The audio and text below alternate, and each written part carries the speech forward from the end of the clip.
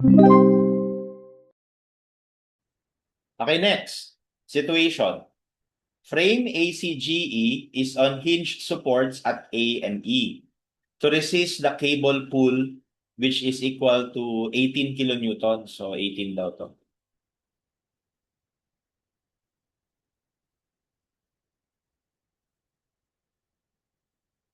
Okay? The frame is braced at B and at F. So may bracing na nilagay dito. Okay, so calculate the reaction at D. So pinapanap yung reaction dito sa D.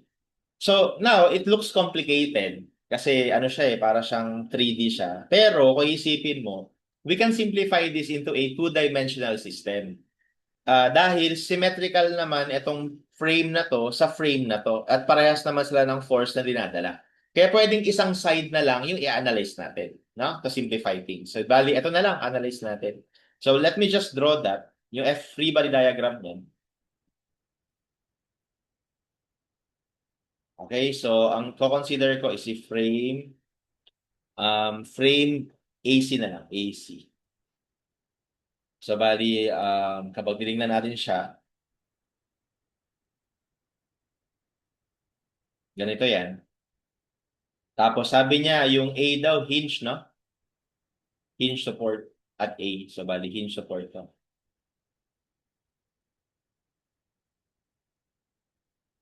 Sa A, no? Tapos may nakakonekta pa dito.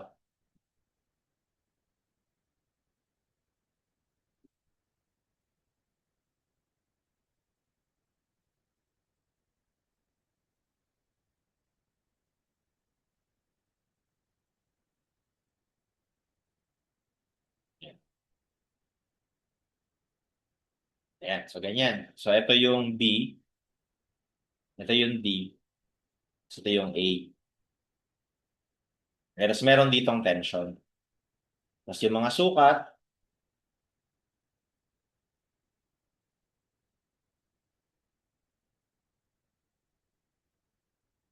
ito ay 2 meters, ito ay 1 meter, tapos ang sukat nito, ito ay 1 meter. So, ganyan siya. Okay? So, now, and by the way, the value of this is 18 kilonewtons. So, to solve for the reaction at D, so actually, ang ibig niya sabihin dyan is yung total reaction di ba, sa D. So, actually, yung D na yon is connected naman sa member BD. Okay? At dahil connected siya sa member BD, so itong member BD na to, meron dito axial force. So, what we can do is we can isolate further itong frame AC lang talaga. Okay? Kapag in-isolate natin yung frame AC lang talaga, ang mangyayari,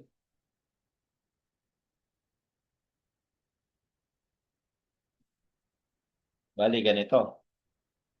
May reactions dito, AY tsaka AX.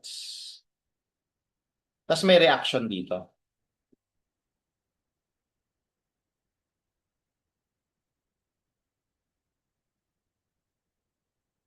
Yan. Yan actually reaction sa BD. And yan na rin yung reaction sa D mamaya. Okay? So, the good thing about this, kapag ganyan yung analysis natin, yung BD, as you can see, ang slope niya is already known. Pwede natin ito makuha tong angle na to kasi meron ka ditong 1 meter, 1 meter. So, bali 45 degrees to, di ba? Pero pwede na lang natin gamitin yung slope niya na 1:1. 1:1, square root of 2. Okay? And to solve directly yung reaction na yon, we can just take summation of moment at A. Para ma-eliminate na yung mga reaction sa A na hindi naman natin kailangan. No? So, pag nag-moment tayo sa A, ang iikot ay 18.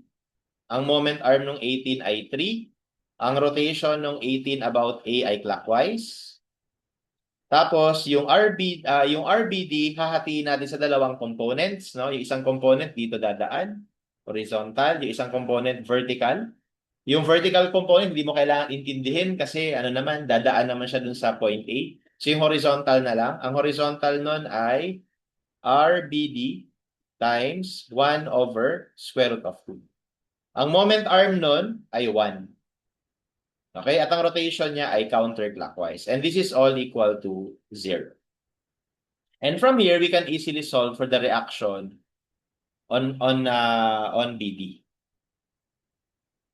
So that would be 18 times 3 square root of 2. So that gives 76.37 kilonewtons. And that will be our answer. Okay, so 76.5. Next, find the stress in the brace BD which has an outside diameter of 75 mm and 6 millimeters. So pinapahanap na lang yung stress. So napakasimple na lang yan. So yung BD, ang cross-section daw ng BD ay circular kasi diameter eh. Pero ano, hollow circle. Okay, hollow circle. So number 2, bali yung BD natin, ang itsura pala parang ganito. Ganyan. Yan yung BD.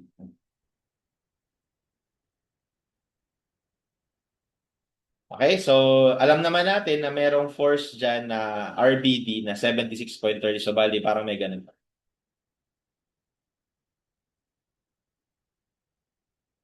Okay?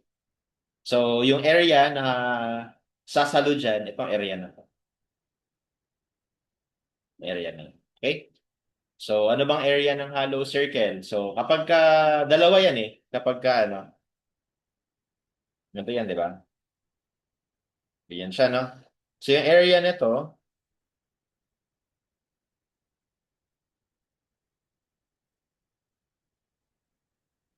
area niyan, pwede mong sabihin na since ito ay ang diameter daw 76, ano ba yung diameter?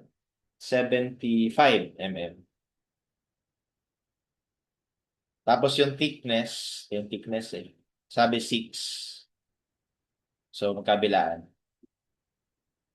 So ibig sabihin you can identify yung inner diameter which is ano lang 75 minus 26 which is 63. Okay? So, pwede mong gawin to compute the area is area ng full circle minus area nitong butas, no? So, that means the stress in BD ay equal sa force, RBD, over area. Okay? So, ang stress ay 76.37. Gawin nating Newton para maging megapascal yung sagot. Tapos yung area natin is pi over 4. Yung outer diameter is 75 squared minus inner diameter 63 squared. So, pwedeng ganyan. Okay? Pwede rin guys na considering thin-walled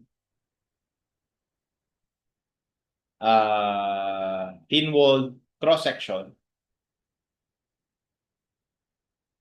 we can also calculate the area of BD by calculating the circumference times thickness. Okay? So, pi diameter times thickness. Pwede rin yan. Ano lang yan? Approximation.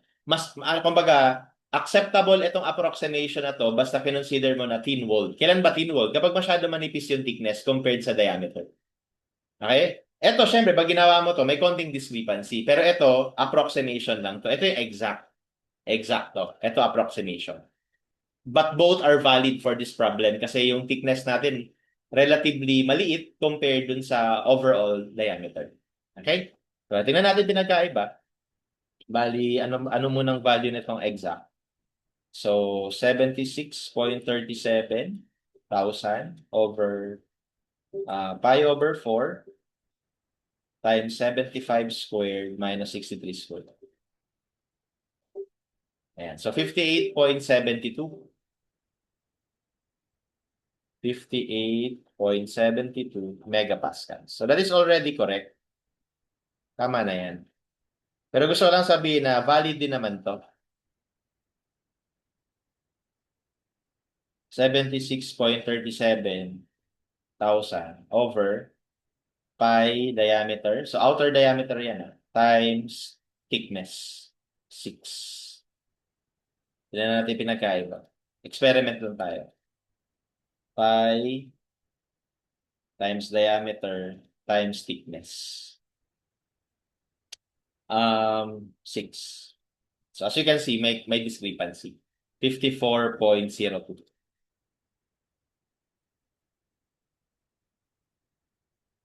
megapascals. Okay? So, pero again, lagay ko lang dito, approximation ito. Ito exact.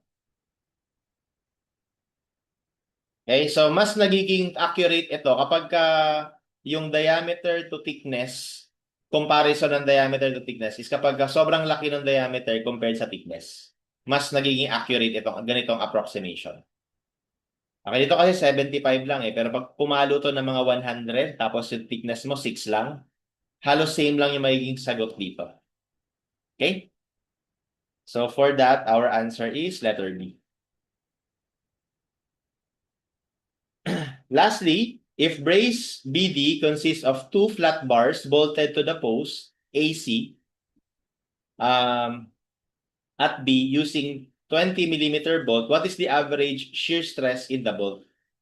So kapag daw yung brace BD, bali ito, yung BD, is nakakonect, it consists of two flat bars bolted to the post. So ibig sabihin, wala siyang kinalaman dito Kumbaga dito kasi circular yan Ngayon daw, kung yung BD daw, dalawang flat bar ito instead. Dalawang flat bar. Tapos naka-bolt dito. So parang ganito yung gusto niya sabihin. For number 3. Parang gusto niyang sabihin na meron tayo ditong flat bar.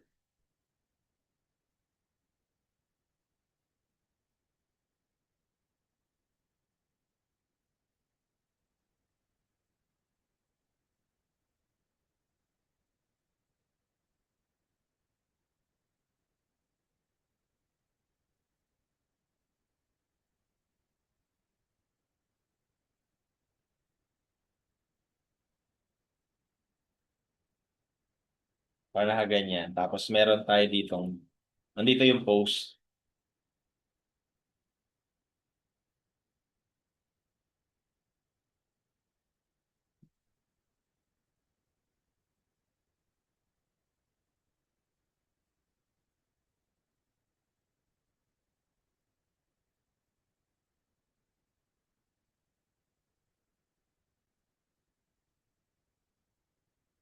Okay, so parang ganyan siya. No? Pinutol ko lang Tapos meron dito sa kabila. Parang nakaganon, naka-sandwich ng ganon.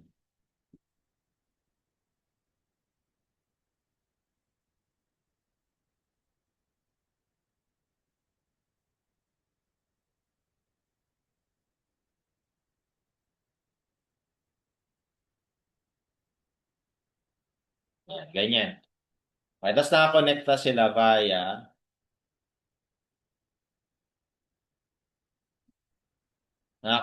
via this bolt.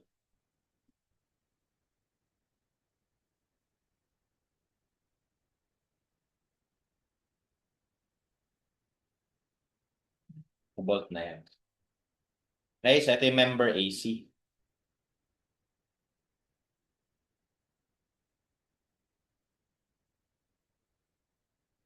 Tapos ito nga yung dalawa. Member BD. Okay, so ang tanong lang, ano yung average shear stress dito sa bolt? Ang diameter nga pala ng bolt ay sabi sa problem, 20 mm. Okay, 20 mm. Okay, so anong alam natin? Ang alam natin so far, yung force dito. Yung force dyan na RPD na 76.37 kilonewton. So, sinong kukontra ng force na yan? So, itong bolt, no? Yung bolt na to. So, bali, pag tinignan natin yan dito sa view na to, wag dito tayo nakatingin. Ang makikita lang natin dyan, napakasimple. Ito yung AC.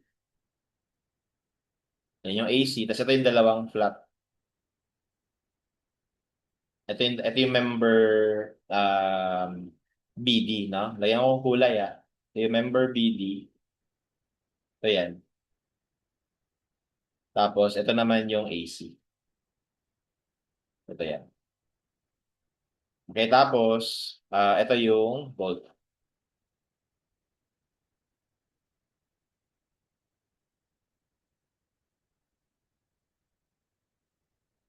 Okay, tapos yung force RBD, pwede natin sabihin na nandito.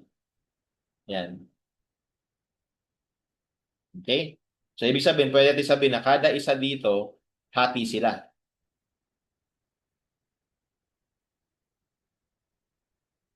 Hati sila. Kasi para maging equilibrium.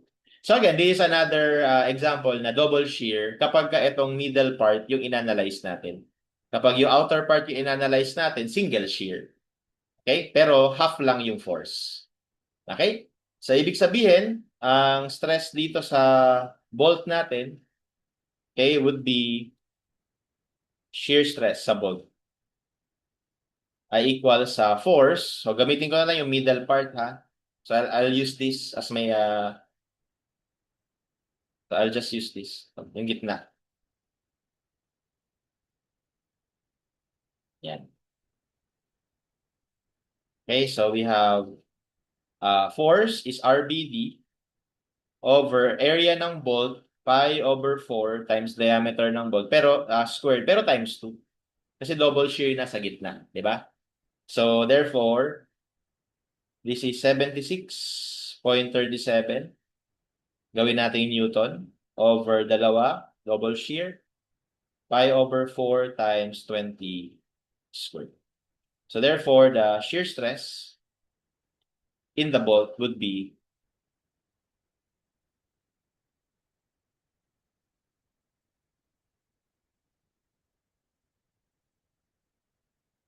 okay, 121.55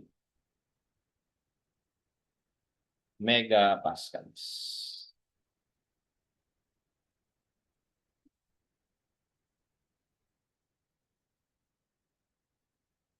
Okay, so approximately letter. All right, and that's how we solve this problem.